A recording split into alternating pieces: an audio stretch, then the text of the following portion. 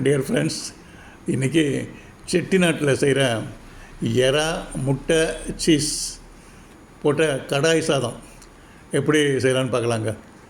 இறாலாம் செய்தெல்லாம் முடித்த உடனே எல்லாத்தையும் எடுத்த உடனே கடாயில் வந்து சாதத்தை போட்டு அப்படியே சரி ஒரு சாதம் ப்ரிப்பேர் பண்ணுறதுங்க. இது ஒரு மாதிரி ரொம்ப ரொம்ப டேஸ்டி டிஷ் இது. ஆனால் very easy to prepare, but taste is very high taste. இதுக்காக வெயிட் பண்ணி எங்கள் பாட்டுக்கிட்ட உட்காந்து இதை கலந்து கொடுத்து சாப்பிட்டுட்டு தான் வருவோம் நாங்கள் வெளியில்.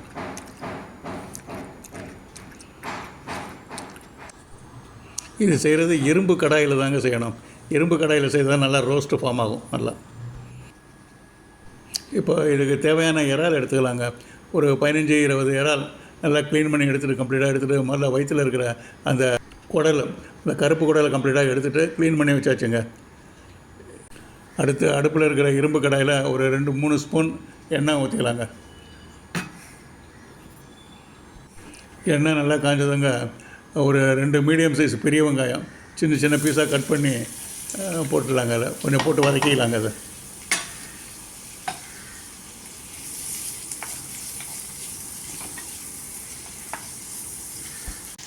வெங்காயம் நல்லா வதங்கினப்புறம் ஒரு பூண்டு எடுத்து அந்த பழகெல்லாம் கம்ப்ளீட்டாக கட் பண்ணி வச்சுட்டு சின்ன சின்ன பீஸாக வச்சு இஞ்சி ஒரு துண்டு இஞ்சி போட்டு எல்லாத்தையும் போட்டு அப்படியே அதில் போட்டுடலாங்க. போட்டு நல்லா வதக்கிடலாங்க எல்லாத்தையும்.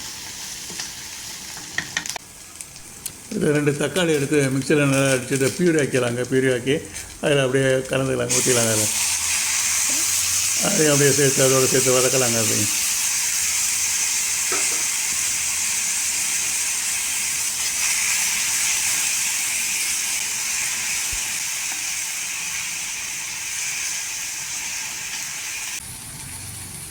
இந்த மசாலா கொஞ்சம் நல்லா வேகிறதுங்க. கொஞ்சம் ஒரு டம்ளர் தண்ணி ஊற்றிக்கலாங்க.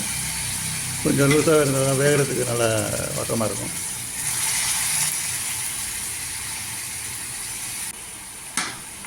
கொஞ்ச நேரம் வெந்த உடனேங்க இப்போ க்ளீன் பண்ணி வச்ச இறாவை வந்து அதில் போட்டுக்கலாங்க.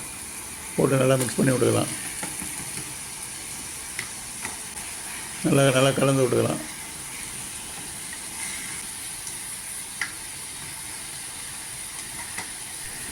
மசாலா கொஞ்சம் டைட்டானதுனாலங்க இன்னும் கொஞ்சம் தண்ணி ஒரு அரை டம்ளர் தண்ணி ஊற்றிக்கலாங்க.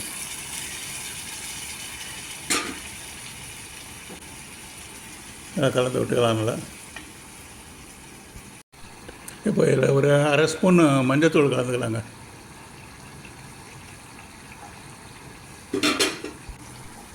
அடுத்து உப்பு ஒரு 3/4 ஸ்பூன் கலந்துக்கலாங்க.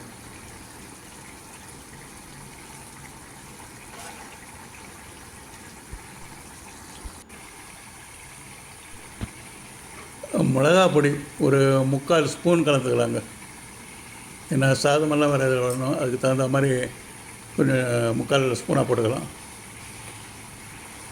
இப்போ இந்த கடாயை மூடி வச்சு ஒரு 4 நிமிஷம் நல்லா வேகட்டுங்க. இப்போ திறந்து பார்த்துக்கலாங்க. அப்பா நல்லா வந்துட்டான். அப்போ வாசனை மூக்க துளைக்குது. ஃபஸ்ட் கிளாஸ் வாசனை. இறால் வாசனை அருமையாக இருக்குது. நல்லா வந்துடுச்சுங்க. இப்போ முக்கியமான சுமாரம் டேஸ்ட்டு பார்த்துக்கலாங்க. உப்பு இதெல்லாம் காரமெல்லாம் சரியாக இருக்கா பார்த்துக்கலாம். ஓகே, கரெக்டாக இருக்குது எல்லாமே. பாயிண்ட்.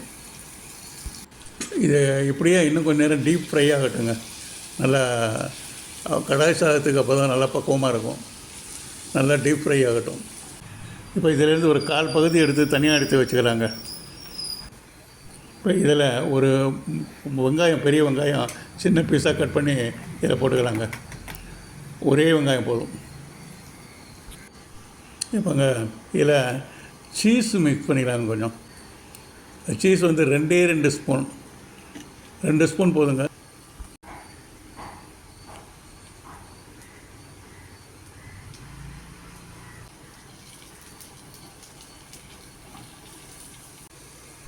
சீஸ் நல்லா கலந்த உடனே ஒரு முட்டை உடைச்சி அதில் ஊற்றிக்கலாங்க. இதை வந்து இப்படியே முட்டை பொடி மாஸ் மாதிரி பண்ணிக்கலாங்க.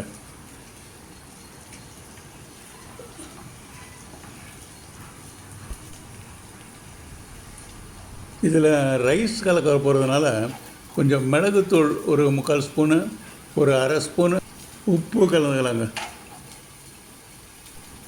இந்த எறா மசாலா இல்லைங்க, ஆல்ரெடி குக்குடு ரைஸு, அதை வடித்த சாதத்தை எடுத்து அதில் தேவையான அளவு ஒரு 3 கப்பு எடுத்து அதில் மிக்ஸ் பண்ணிக்கலாங்க.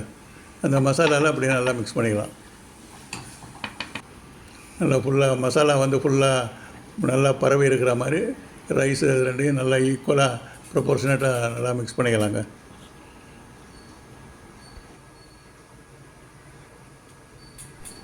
இதில் அப்படியே ஒரு லெமன் ஜூஸ் கொஞ்சம் அப்படியே புழிஞ்சு விட்டுக்கலாங்க. ஒரு நல்ல டேஸ்ட்ஃபுல்லாக இருக்கும். இது ஒரு ரொம்ப சிம்பிளான சமையல் தாங்க, பட் வெரி வெரி டேஸ்ட்ஃபுல். ஒரு தடவை செய்து பார்த்துட்டோம்னா அப்புறம் திருப்பி நம்ம செய்து சாப்பிட தோன்றுங்க. Thank you very much friends. Thank you very much for வாட்சிங். தேங்க்யூ.